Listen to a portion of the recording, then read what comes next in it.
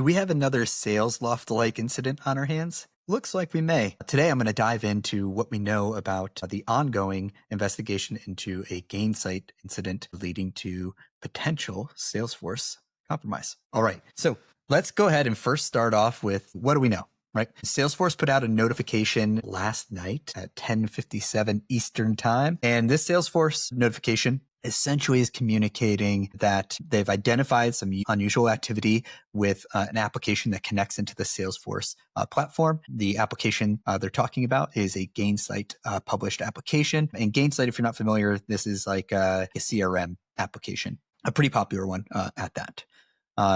So they noticed some unusual activity, and because of that unusual activity, they've revoked all access into Gainsight. All Gainsight access into Salesforce. They went ahead and killed all the tokens associated with it. Beyond that, they don't give us a lot of extra technical details, just that, hey, they cut the connection because they had some suspicious activity going on. And honestly, it's very interesting to see this occur like after the SalesLoft incident, which, by the way, if you don't know what I'm talking about when I'm talking about the SalesLoft incident, check out, I think it was episode 2 of our podcast here, where we went into very fine detail on SalesLoft and the entire thing that occurred there. But what's interesting here is, man, Salesforce isn't messing around anymore. They went right to revoking tokens. They don't want to have another SalesLoft-like incident on their hands. And, who's at fault? And, there's lots of questions when it comes into these, like, hey, SalesLoft tokens were stolen. Those tokens were stolen to get into Salesforce, even though this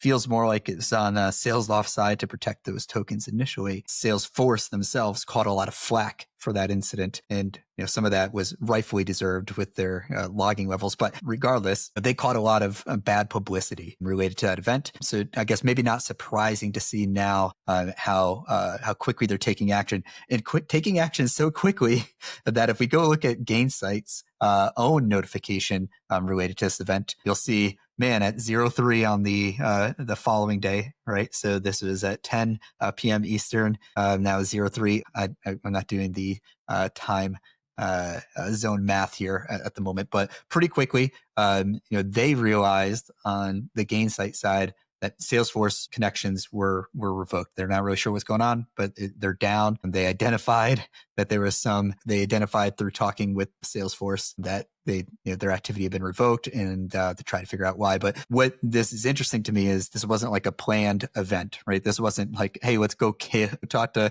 Gainsight and let them know that, hey, we're about to cut access. Man, Salesforce must have taken action real fast, so fast, in fact, that Gainsight didn't know that their stuff was down or was going to go down. They didn't realize it until it was already unable to connect into Salesforce. So when I started reading this notification from Salesforce, immediately this felt very SalesLoft-like. And just a quick recap on what happened in SalesLoft previously is an attacker compromised SalesLoft's infrastructure and was able to take a lot of credentials, likely hundreds of credentials, from many organizations to connect into Salesforce as with the permissions that those credentials had. They use that to then go and scrape a whole bunch of case data, some other data as well, but case being the juiciest portion of that data, and take that case data and extract even more credentials out of it. Now, oddly, or maybe not oddly, one of the companies that confirmed that they were compromised during the SalesLoft breach was Gainsight. Right. So this starts giving us some ties together, thinking like, oh, this is very SalesLoft-like. Maybe the same actor involved in the SalesLoft incident is the one involved here. Now, that's a lot of speculation, but it seems like I wasn't the only one that was drawing those conclusions initially, because several publications reached out to the supposed perpetrators of the SalesLoft incidents, the Shiny Hunters folks who have claimed responsibility, and asked, hey, did you do this? And basically they're like, yep, we sure did. And in other interviews with other publications, they're saying they got another 300-ish or 250-ish more Salesforce instances that they've connected to based off of the credentials they were able to steal from Gainsight. That's the claim Shiny's making. Now, they've claimed responsibility for stuff they haven't done in the past. So I guess take it with a grain of salt, but there are some connections here. So what do we actually really know? We know Gainsight was previously compromised during that SalesLoft breach. Gainsight themselves went public that they had tokens stolen. We know that both Salesforce and Gainsight notifications convey that there is likely some malicious activity that led to an investigation and the revocation of their tokens. And we do know that Shiny is at least claiming responsibility, whether they did perform that actual activity or not. We don't know yet, which leads us into what do we actually not know in here? Any technical details at all. You can see these notifications, they don't convey any technical details about how you can go look for this. What are the details of that technical information? I would love to see. And we also don't know a timeline, right? This is, post SalesLoft. That gives us a big window. They revoked credentials yesterday. Was that when they first noticed, or is that when activity started occurring? Yet to be seen. And I feel we'll probably learn more about these technical details in the timeline as we go forward. And obviously attribution is up in the air. We don't really know what to do. One of the things that personally I want to do as soon as I get any information like this is, can we figure out what's actually going on? I have a large enough client base where I can start digging through telemetry to see what can we find. So if you're in a similar place and you just want to know, do you even have a Gainsight? If you do have Gainsight, do you know if it's connected into your own Salesforce instance? Is there a way to even identify that? And then what should you be looking for from, they claim there was anomalous activity. Well, in order to know what anomalous is, you got to know what the baseline is. So one of the first things we started doing as we saw this note, I saw these notifications go out, is just let's start hunting around. Let's understand what that baseline is. And what we pretty quickly found is the way that Gainsight connects into clients is very different than the way, say, SalesLoft did. Where in SalesLoft, every single user that wanted to use the AI features of the SalesLoft Drift application, they would allow their OAuth token to connect into Salesforce on their behalf. So what this turned into is hundreds of tokens at certain organizations, one for each user of the SalesLoft application. Where Gainsight, looking at their technical documentation, which I'll actually bring some of it up here in a moment, it seems more likely, or it seems more like you set up a connector for your organization rather than for each individual user. The pros and cons of that, the pro for us as defenders is good. If we can identify that connector identity, then we have an identity we can really focus in on related to this breach. The bad part of this is oftentimes with the SalesLoft incident, it was personal users of SalesLoft, you got the scope of their credentials. So oftentimes that scope would be much smaller than what an organization level connector might get. But let's actually take a peek at their connector information so you have an idea of what we're talking about here. So let's make this a little bit bigger. So as I was mentioning, it looks like when you're creating connection, you're doing it one for the org. It'll be an OAuth connection that is established if it is connected in there. Now, just because you use Gainsight doesn't mean you have it connected into Salesforce, but at least throughout the client base that we have, most folks that are using Gainsoft, it seems like do have it connected into Salesforce. And you can see all the information here. Not terribly relevant. One thing that I did think was pretty interesting outside of the OAuth stuff is, man, we were getting a chuckle, a few of us earlier. We were looking at, well, maybe it'll be easy if we just go focus in on the Gainsight IPs that are in their, that could be in their IP list. And it's like, oh, great. A single octet. Anything 34 dot is in scope.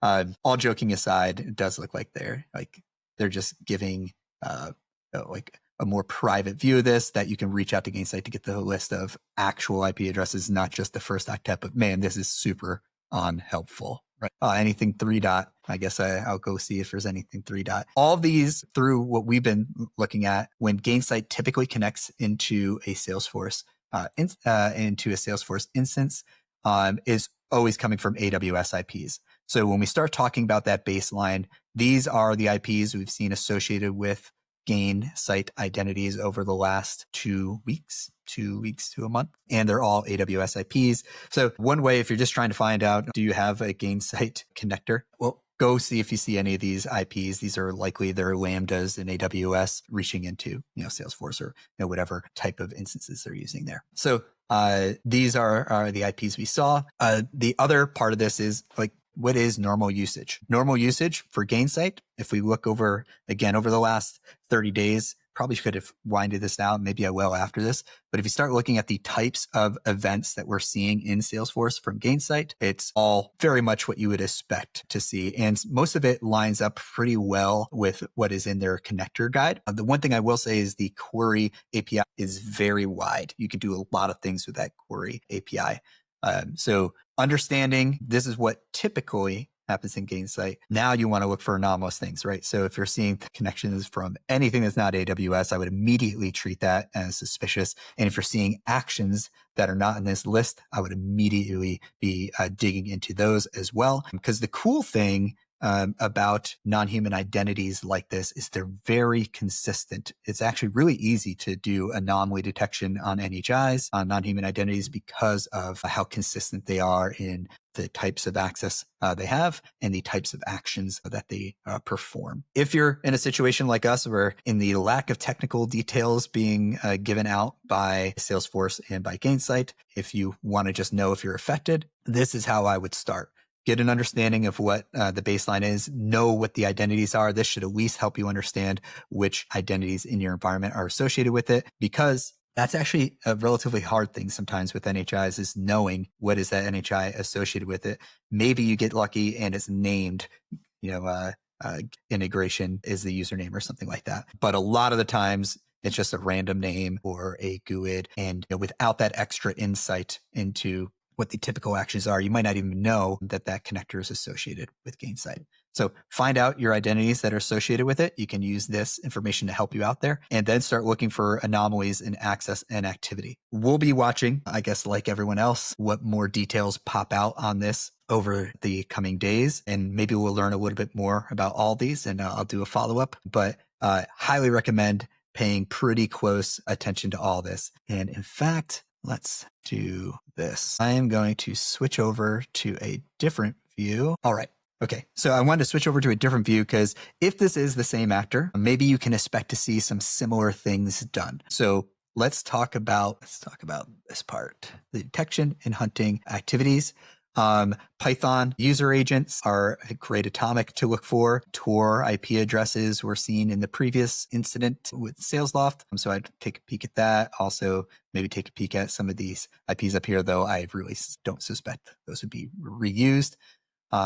But these are some of the atomics we associated with SalesLoft. So if you think you might be impacted in this one, and we think maybe it's the same threat actor, take a peek at some of these atomics. You'll also notice these are the events we saw previously, and some of these are a little different than what you saw in that list that was just previously showing you.